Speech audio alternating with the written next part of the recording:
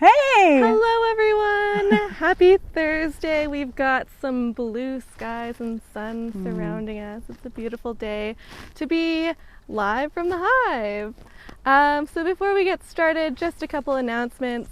This month in September we've got a few things going on. As always, we've got our free mini course on right now. This one's about harvesting honey, so you're still able to take that until the end of September. And then we've got our Master Academy speaker this month is Dr. Renata Borba, and she's going to be talking about social immunity. That'll be on September 18th. And then for Triple B, or our Better Beekeeping Business webinar, that's happening the last Saturday of this month. We are joined by Sarah Red Laird, who is the founder of Bee Girl. So that'll be exciting. Yeah, it will be exciting. Hi, Grandma.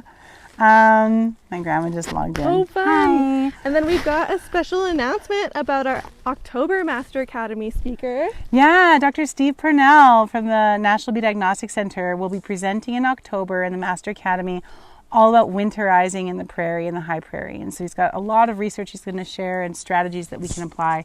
October's a little late, but we needed a surprise speaker, and our Master Academy participants voted on winterization for October. So that is what we're doing, and he is the man with the knowledge. So I'm really excited about that. Yeah. So what are we doing today, Eliese? So talking about fall maintenance and disease, integrated pest management, and feeding. So today we are going to be talking about feeding syrup to colonies. We will be actively feeding syrup to colonies. That's what I have my helpers today, Ashley, and we have Katie here today too. We're going to be filling syrup, so we'll be talking about making a 2-to-1 syrup and feed and how to get those to your bees. But this year is the first year I have ever treated for Varroa mites, and so we will be doing oxalic acid dribbling into colonies. So we can be talking about miticide treatments, managing Varroa mites, and we'll also talk a bit about why I'm actually treating for the first time in 13 years this year for Varroa mites. So that's the plan for today, is feeding and integrated pest management. So let's do it. Yeah, and if you have any questions throughout this, feel free to comment them and we'll answer. Yeah. Okay, good. So hi everyone. So here's the setup that we have here today. So I make a 2-to-1 syrup, and we are using Hive Top Feeders, or inverted top pails. So they're bucket feeders that have a lid that has been augmented. You can make them yourself. You can drill the hole and then just like glue on your screen. And then what ends up happening is you fill the bucket as full as possible. And the reason you need to fill it as full as possible is once you seal the lid on top and you invert the bucket, you want a vacuum to fill the inside of that air gap inside the bucket. If you don't fill the bucket all the way full, you won't get the vacuum, and the liquid will continue to flood out your colony. And that's not the goal. The inverted bucket will be upside down with the vacuum, and the bees come up to the screen, they suck the syrup, and it'll go glug glug, and then it'll drench a little bit of syrup out, and then again another vacuum forms. So it allows for slow accumulation or absorption of syrup into your colony at the bees' bequest, instead of us just flooding it with them. So we use a 2-to-1 syrup in the fall, and that's generally recommended in the fall for all operations in the prairies. We mix it here in a 55-gallon tote. And it looks like this 55-gallon tote at a 2-to-1 syrup is only filling 2, 4, 6, 8, 10, 12, 14, 16, 18, 19 buckets. So we're gonna be filling this sucker quite a bit. So the 55-gallon bucket fits, the goal is to fit 8 bags of sugar, 20 kilo bags of sugar, in order to get a 2-to-1 syrup. We didn't do that because we were working with cold water today. I was hoping the water in the tote would have heated up yesterday enough for it to be easy to mix, but I don't have hot water access for this time of year. I'll get an on-demand heater eventually. But so we were able to actually sneak in about 6 and a bit, which is still a pretty good syrup solution. It's not like they're light on sugar. So this works really good. We've just got a little bib on the end here so we can control whether the syrup comes out or not with a little flexi end. I got at Home Depot. I'm gonna just cut a hose bib off here and just use gravity to its thing to fill up the bucket. So it works pretty good system. If you're mixing it at home, The key thing that you cannot do with making syrup is allow your water to boil or the syrup to boil. So when you take sugar and water and you boil it, it actually can change the sugars into acids and it breaks things down. So if you boil the sugar or the water sugar solution, you can end up changing the sugar and it gets brown and even you can't even tell. But what ends up happening is it can actually make the syrup toxic to your bees. So the goal is I can use a pot of boiling water with a pot of cold water, pour the cold water and boiling water mixed together into a 5-gallon pail and then mix it up. What we like to use for mixing, I'm just going to come over here, Ashley, is a drill with a paddle on the end. So this is for mixing cement. So you can use this if you have a 5-gallon bucket. This works really good. You could use a paint mixer, and then you're not using like an arm in your pail to try and get it mixed up, which we still end up doing today because the battery died too. So Ashley's all sticky from having her arm inside the syrup tank. So we fill up them as full as we can without them spilling, trying to get about 1 inch of clearance. And then we turn it off and then we make sure it's a nice solid seal around the outside. Okay, so let's have a look at the feeding. So Katie, do you want to start hucking, put on your suit and then start hucking these buckets toward me when you're done? Awesome. So, move these gloves. We're going to talk about oxalic acid here in a minute.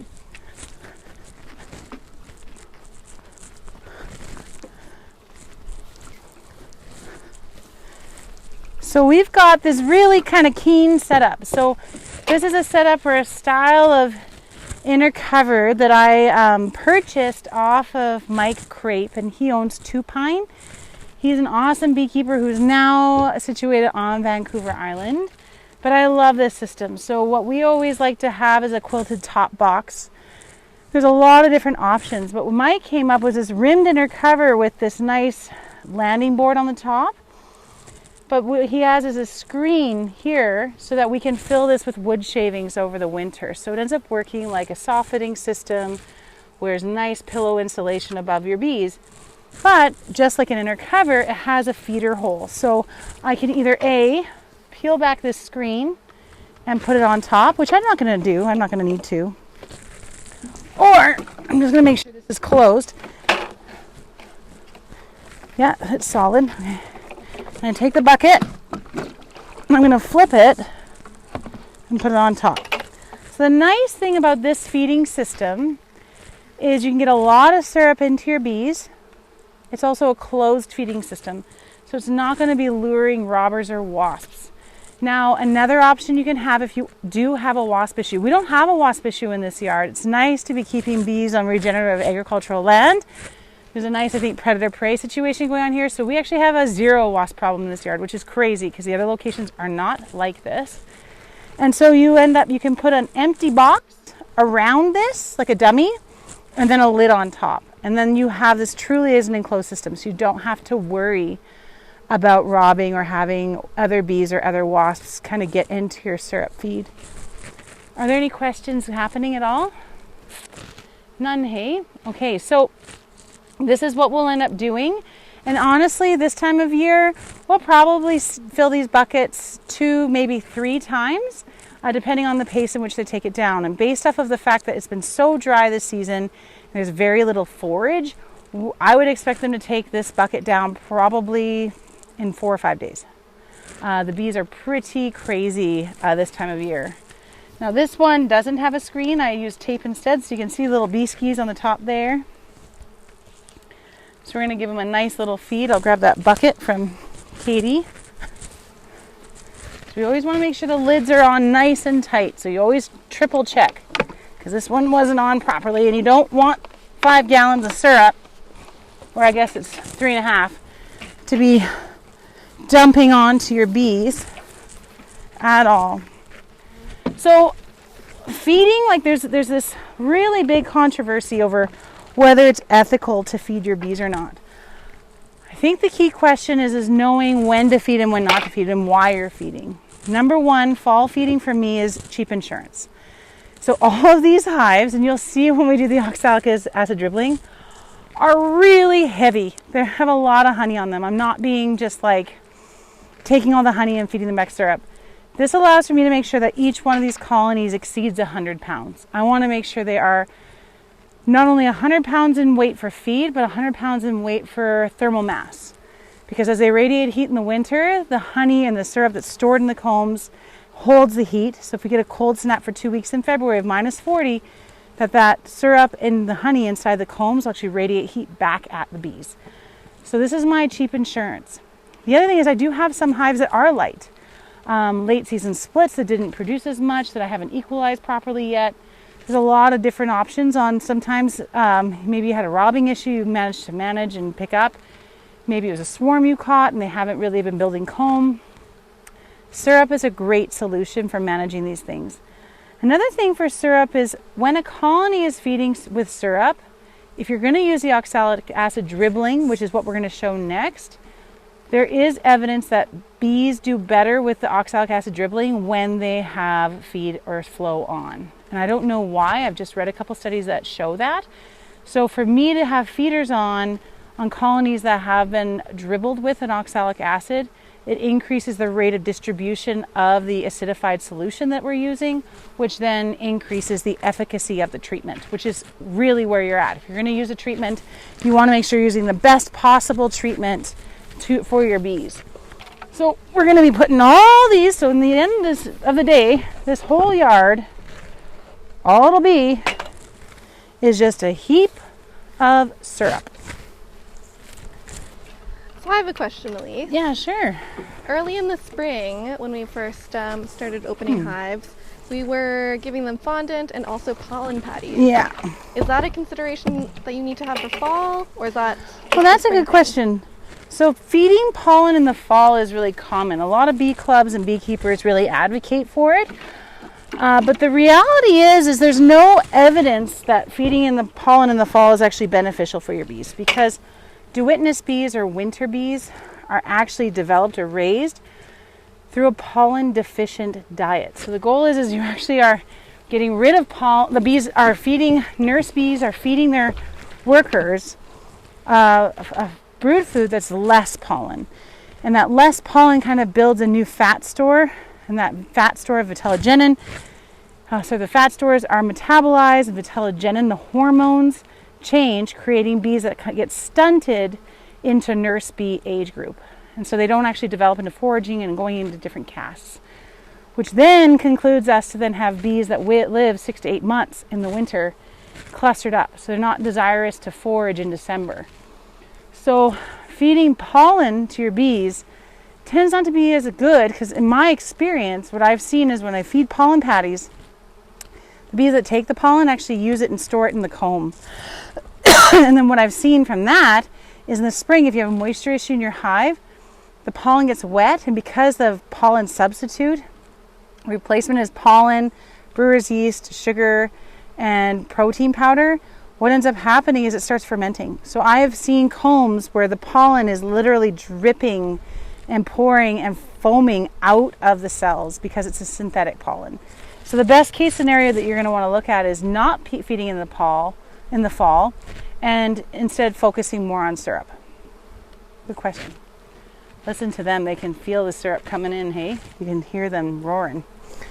So we've got these ones, and you can see I actually have had the wood shavings on all summer long. I didn't even bother removing them all summer, because why not? I mean, it doesn't hurt them to have an extra attic insulation, just like in your house.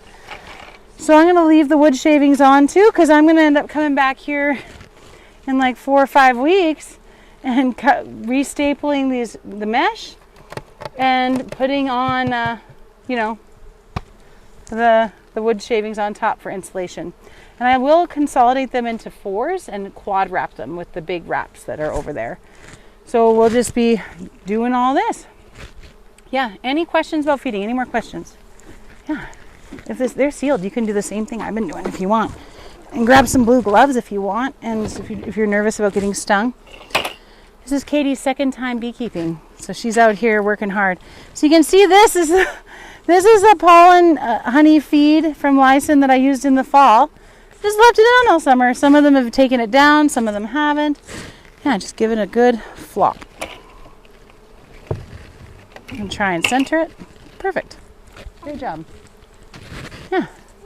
Okay. Easy peasy, punky pleasy. So, no other questions about feeding and nutrition in the fall? Is Vitellogenin,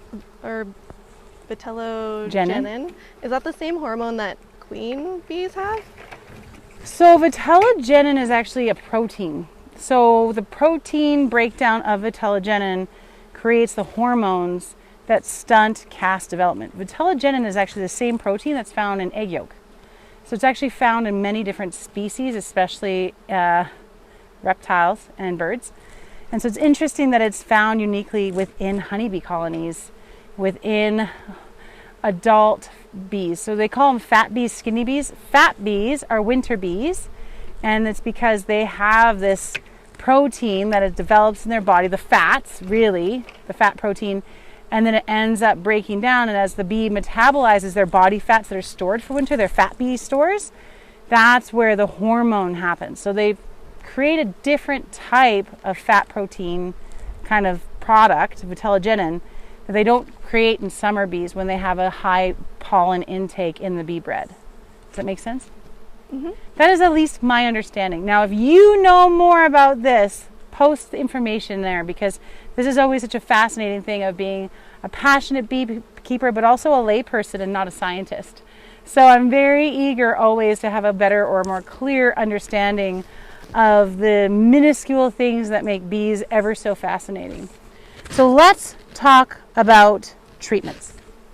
So let's go over here, Ashley. Okay. So what we got going on here is we are set up for oxalic acid dribbling. Now, dribbling with oxalic acid is a less common form of oxalic distribution. A lot of people love using oxalic acid fumigation, where you have the wand, you have the generator battery in the field, you close off the hives, you shove the wand in, you take your, what is it? I think it's like, ends up being like 3 to 5 grams or something of scoop. It vaporizes, it sublimates, goes from a solid to a gas in the hive. You set a timer. The hive is gassed with this oxalic acid gas, and then you unplug it and the bees beard out. I hate that idea. And the reason I hate it is because I very much think of what I want to be gassed in order to deal with fleas. No. And so I always try to figure out the best way, if I'm going to interact with my bees, how do I treat them with respect in a way that suits my values? Now, this is not saying it's the right choice for you. So in the decision to treat this year, after more than a decade of never treating, has really been driving me up the wall. And Ashley can tell you I've been navigating this all year about how to manage mites. Because this year we had a crazy early spring, really warm here in Alberta. And so our brood nests were very large. It's the first time I've ever had a dandelion flow where there was honey production even. Because usually it's cool enough that when they're bringing in nectar from dandelion, they're consuming it and feeding it to brood. This year, it was so prolific that they had a big enough brood nest. They had a large foraging population by May to actually make a honey crop out of dandelion. So that means I had probably an extra 2 full months of large-scale Varroa mite reproductive potential inside the brood nest. And so I manage my bees like I always do, treatment-free styles, where I am taking the colonies, I'm breaking them up aggressively to produce mating nukes, I'm breaking them up aggressively to make midsummer splits. I am allowing them to be queenless. I am using drone comb because I definitely encourage drone production for my mating yards. But then I'm also consolidating all the drone frames in this colony and taking them to the mating yard so that they hatch out of a single colony. So I'm culling mites out of production yards like this, and I'm culling mites by splitting up brood nests and making mating nukes and having all the brood hatch out with no worker brood developing in that colony, little mating nuke, for like 2 weeks sometimes, depending on my grafting schedule. So I have a very strong integrated pest management strategy. But what I do have, and we can look at a couple of these colonies before we dribble because we're going to pull them apart, I'm seeing something called PMS, parasitic mite syndrome, where I have uncapped worker brood or pupa. I have a spottier brood pattern, And in a couple of them, I'm seeing deformed wing virus, which, to be honest, I don't see in my apiary really ever. I tend to have a really good control on mites. So I was going to do a treatment, but I need to figure out what is the most ethical treatment for me, in my opinion, in my value system, in my apiary. So we're using oxalic acid dribble. So the goal is you create a 1-to-1 solution of a 3.5% acid. So what I use is this, which is a 99.6% oxalic acid dihydrate, which is a salt. I cannot impress on you enough, in the limited amount of years of university I did in a chemistry degree, the dangers of handling salts, because you very easily underestimate their volatility and their potential for danger, because it's a solid. So you think like, oh, it's not a liquid, it's not going to spill. But all you need is a couple of little grains of this underneath your fingernail, and you touch your eye, and you can really cause damage. So always handle with care. So I have gloves on. I always handle with gloves. If I'm weighing this out, I have the scale is wrapped in cellophane, and then the scale and this is on a rimmed cookie sheet. So if I do spill it for some reason, I can easily catch it in the rim and then take it to the sink and rinse it out, wash up. So I'm not having it on the counter, on the table, on the floor, anything like that. I also make sure in my kitchen that the fan is on when I'm making this, or the window, or both are open, so that as I'm making the acid solution, when there is vapor, because there will be some, that I'm not inhaling an oxalic acid vapor. So don't underestimate the danger of a salt. And just because it's called an organic acid, it's because it's organic chemistry, not because it's organic like essential oils or some sort of non-dangerous substance. This is a very dangerous acid, so always be careful. So I make my solution. Now, the most important part of your dribbling solution is it must be made and used in the same day. It cannot be stored in a solution like this, because the acid actually degrades in quality as it sits in the sugar syrup. The acid and the sugar, which is also an acid, end up kind of interfering with each other. So I made this solution about 2 hours ago, and we're using it immediately. If there's any left, it will be, this whole container will be filled with water, dissolved, and dumped into a drain. So I make sure that I'm not leaving it for a couple days, because it won't work as effectively as it would fresh. So here's the recipe I have here. Always use distilled water, because if you have well water or hard water, even tap water, there's chemicals in the water, which can leave a sediment, and it'll make the solution look cloudy or have like crystals on the bottom of your mixing container. So you don't want that. So I buy distilled water from the grocery store, and in this case I did a larger batch for more colonies. I did 1,200 milliliters, and then with hot water, okay, in the kettle, mixed with 70 grams of oxalic acid crystals. And once that's dissolved, then I dissolve my sugar, and it's the same thing goes here. So I'll have 600 mils as a smaller batch with 35 grams of oxalic acid, was it dihydrate? Yeah. And then I dissolve that, make sure it's dissolved, and then I add my 600 grams of sugar. So your 1-to-1 solution should always be by weight. And there you go, your 600 grams and 600 mils, tickety-boo. So we've got a 1-to-1 solution.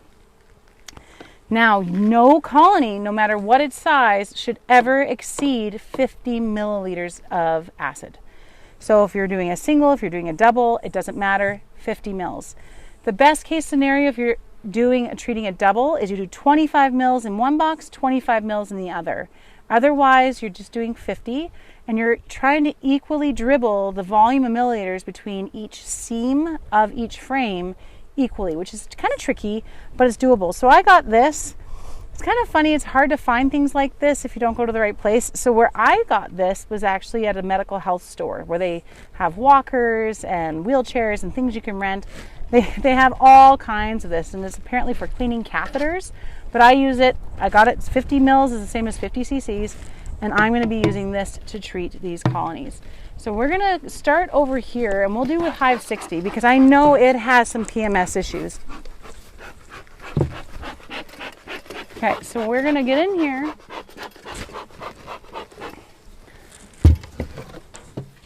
Yeah, Katie, do you want to put the pails on these two as well? Yep. Awesome, thank you. Put So before I even get started, I'm going to open up my bucket. And we want to be super careful, right? I'm going to actually do this lower so it's not within splashing distance of my face.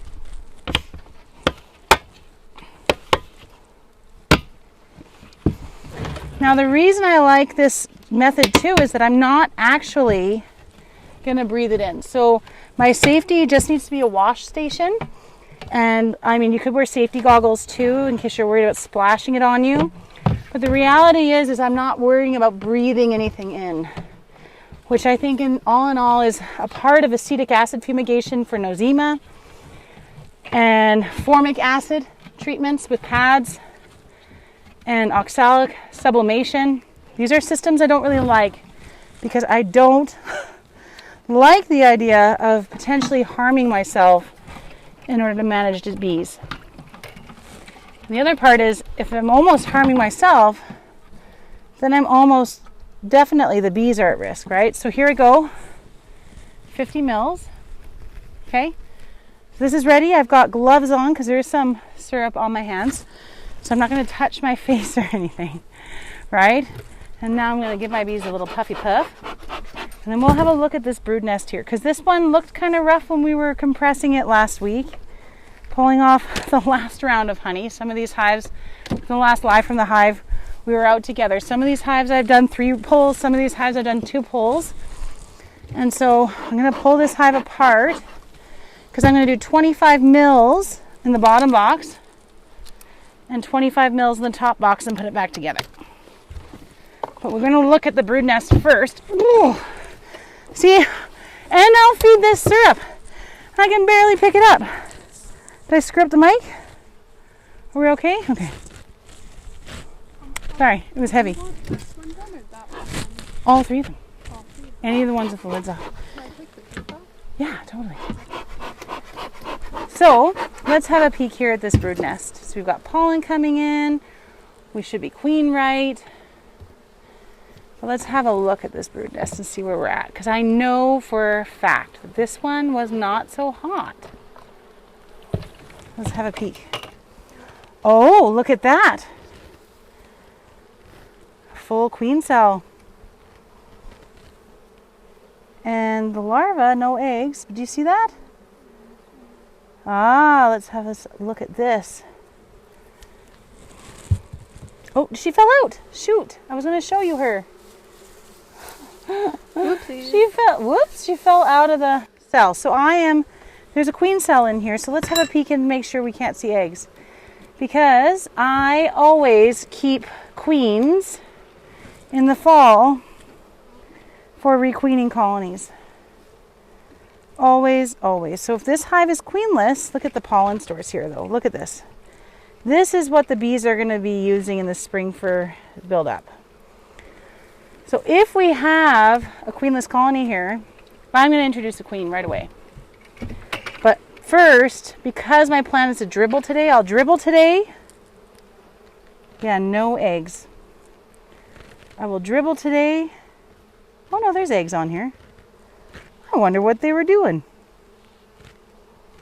There's a fair amount of eggs in here. You funny little monkeys, hey? Well, they want to replace her. It means that they don't like her, which means they might be trying to supersede, which means should this colony have this queen going into winter? No, right? If we're seeing signs of supersedure, and clearly if they have parasitic mite syndrome, so you can see this pattern here, not so great, right? It's spotty. I'm trying to look for a frame of pupa where you've seen them behead the pupa. Let's have a peek at this. I wonder what that is. Looks like it could be a drone, but oh, it's just a pre-pupa of something. Okay. But there is eggs in here. So clearly they're queen right, but there was a plan because that was a yellow-headed queen cell. Like there was tanning involved. So she's like 5 days out from hatching. So if they're superseding, then I'm going to pinch this queen. Yeah, it's full of eggs. And it's not a swarm cell. Your bees will not be attempting to swarm this time of year. Now here we go. Can you see this mite?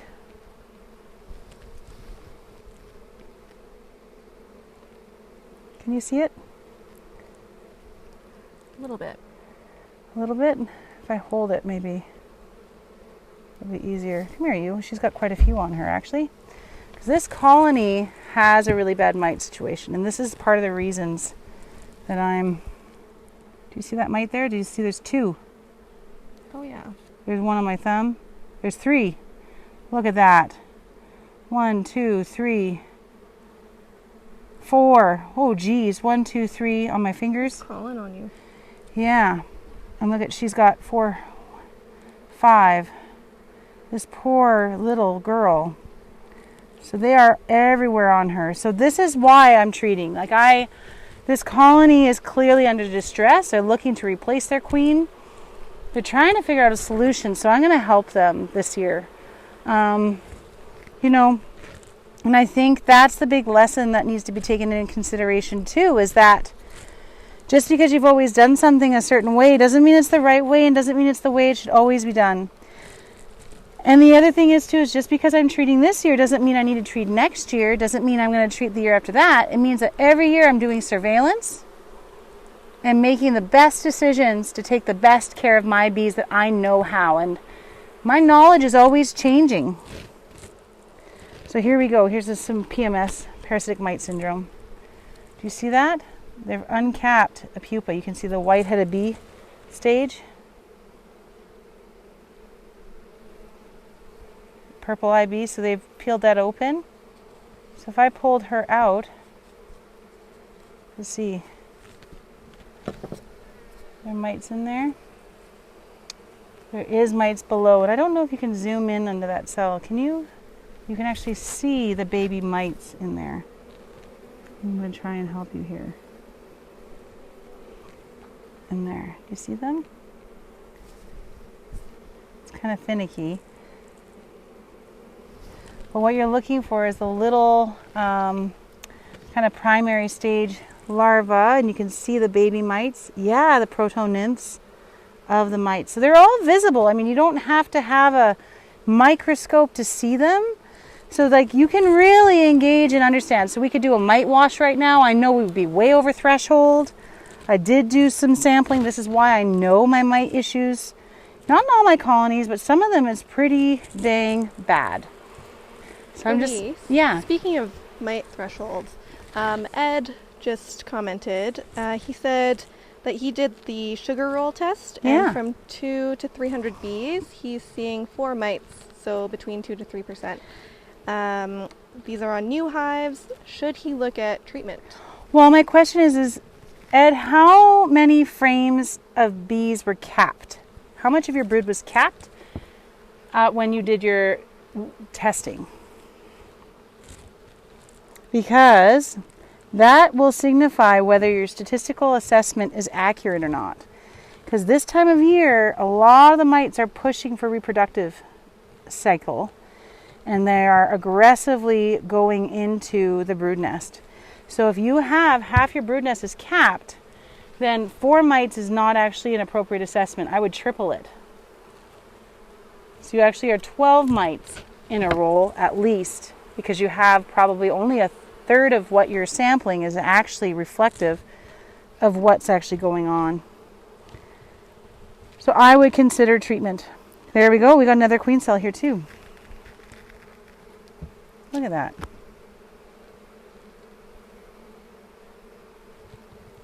Let's have a peek. Maybe I won't put that one down so I don't drop her this time. So they are clearly wanting to replace this queen, which makes sense. I mean, they're kind of desperate. If they're having workers dying and their brood nest isn't healthy. Let's have a peek here. Do this kind of like necropsy here. And it might not be in here because it looks like it was opened. But she might have died, so they might have peeled it open too.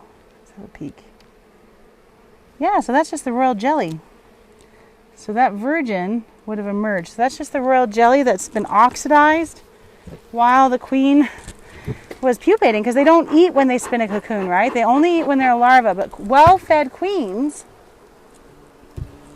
will have more royal jelly than they can consume. So when they spin the cocoon and they seal that cell, there will always be remaining royal jelly inside that cell. And that's how she kind of glues herself to not falling when she pupates to the bottom of the cell. So we've got, look at that. I haven't even fed this colony yet. This is all nectar coming. I'm putting this back together and I'm going to treat. I'm not going to worry about requeening. I'm not going to worry about if there's a virgin that's emerged. I'm not going to worry about anything, because when I treat, these bees are going to have to figure out what's going on, mitigate mites, and then I'll come in and I'll look for eggs, I'll look for larvae, and more queen cells. Look at that, more queen cells. So while you were away. Yeah, I put the bottom box together, and what I'm going to do is I'm going to treat. I'm not going to worry about the queen right now. I'm just going to take the notes of what's going on, and then after treatment, I'm going to come back, treat today, come back in a week. I'll have queens with me, and I'll do a full inspection. And this is where I'm going to be looking to see, is there eggs, is there a virgin? And then if there's a virgin, I'm going to kill her and introduce a mated queen, so we can have a queen right colony going into fall. Maxine Butler has a question. She says, will treatment help with the colony wanting to replace the queen and queen cells being made? It actually do the opposite. It can, if I put a mated queen in here in a cage while treating, it can actually decrease her acceptance. So you never want to be introducing a queen during treatment. The only other subtlety you can get away with that, maybe with apivar strips, the synthetic miticide strips. They're more subtle, but they're left in for 6 to 8 weeks, right? So the question was about, you don't want to be requeening with treatment on. It's just a bad batch. It's less likely for acceptance of that queen. So that's why I'm going to treat first and then requeen after, is that will increase the acceptance of the new queen I'm going to be providing for it. And also the brood that's going to be laid and produced by that queen will have less mite damage. So for managing for Varroa mites, we're using the oxalic acid dribbling method at a 3.5% acid solution that is a 1-to-1 sugar syrup. And so this methodology works great, but you cannot exceed 50 milliliters per treatment per colony. And so in a double box like this one, where the colony especially is small, this whole row of the hives here have really had it rough with mites. So let's have a peek at this brood nest and you'll see. The one we were just in, which we closed up and treated in the break we just had, they had, you could see parasitic mite syndrome. There was deformed wing. It was looking really rough. And so clearly my management strategies, my queen production wasn't sufficient in order to manage the mites. So this year we're using an integrated pest management strategy that includes miticide treatment. But right away you can see the spotty brood pattern. I'm not pleased to see this at all. Spotty brood, punctured cells, right? You got dead brood below. It's not foul brood or anything. You can see the pupa, but it's dead from mite damage or from the bees chewing through the capping. So it's not European foul brood, it's not American foul brood. This is parasitic mite syndrome, where the bees are uncapping the caps because they're stressed out about the mites. So this colony is pretty decimated. I'd be shocked if it made it into winter, but I'm still going to treat it, because if these bees are going to drift into other hives in the colony, I need to ensure that they're not taking mites with them, because they will drift. They will move into other hives. They just will, unless I kill the bees themselves now. I don't really want to do that right now. I don't like doing that, especially if it's not something that I know is not manageable. So I'm going to use 50 mils, and even though the bees, 25 mils in this box, 25 mils in the other, even though there are no bees in this side of the box, I'm still going to equally syringe the 25 mils between all frames. So I'm not going to just isolate it to where I see bees, because that is, you can overdo it and that can be damaging to your colony. So you're going down the seams, aiming for 25 mils. And this acid, let's have a look. We're at 20, so I will end a little bit over. So I'm going to put this back on top. This is pretty heavy. Then I'll do my remaining treatment on this colony.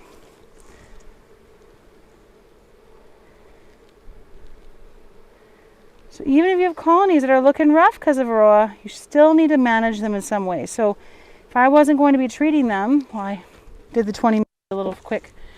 If I wasn't going to be treating them, this is when I would definitely be euthanizing the colony, because I really don't want the mites to be damaging other hives in my apiary. Okay, so 50 mils max per colony of 3.5% acidified solution of 1-to-1 syrup. If you have any questions, please comment below. I'm happy to answer them. It's really important that you do the best that you can to take care of your bees, whatever that means to you, and I'm always here to help you advise, offer advice and support, because we all know how much we love these little critters. And we'll talk soon. Bye.